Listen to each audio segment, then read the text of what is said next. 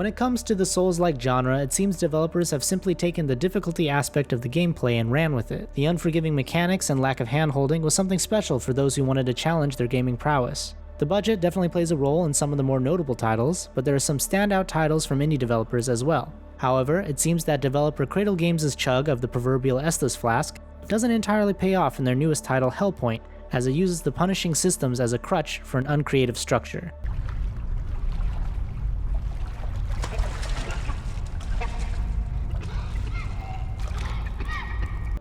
Hellpoint shares many of the fundamental mechanics that make up a Souls-like game with a different coat of paint slapped on. The healing flask returns as a healing injection, the bonfire save points are instead rifts, the souls to collect are replaced with something called axions, and the shroud indicating a boss fight room is replaced with an orange screen. The unoriginal concepts flow into combat, which is also pretty standard for a game in this genre. Enemies hide around corners and you take a sizable amount of damage when hit. Additionally, attacking, dodging, blocking, and sprinting all consume stamina, so managing your actions at all times is critical. It's these systems combined that make the entire experience feel unimaginative.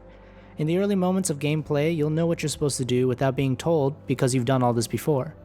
All that being said, Hellpoint does bring some new elements to the table.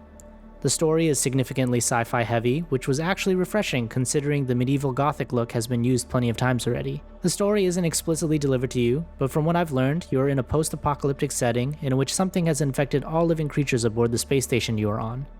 Players take the form of a human immune to the infection, and your computer creator has tasked you with exploring the station and gathering data on what's happened.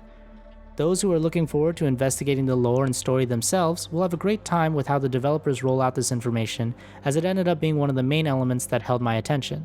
Exploration in Hellpoint is also a bit different than other Souls-like games, as there seems to be more platforming involved.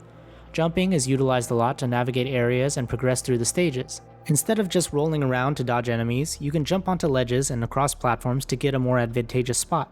The versatility of your character also allows you to perform jump attacks, which do a bit more damage than normal. While this is something that separates Hellpoint from other games, I didn't really find this addition necessary, and it wasn't something that made combat better in any way. This brings me to my main thoughts about Hellpoint. It overall just feels like a less polished Dark Souls game, with a coat of science fiction painted on it.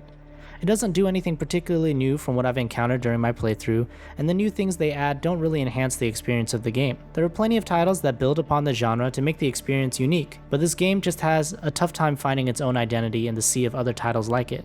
There are a few respectable systems in the game, but that would require the player to invest themselves in something that they've probably already played before.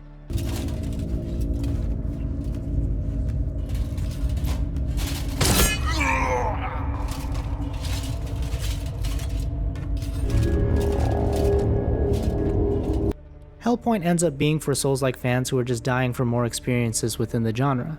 But if that doesn't describe you, then you'll be disappointed. The sci-fi nature of the game and its story offering allows it to find its footing, but that ultimately falls apart when you get into the uninspired gameplay.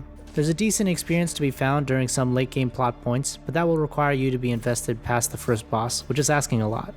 Noisy Pixel is giving Hellpoint a 6 out of 10.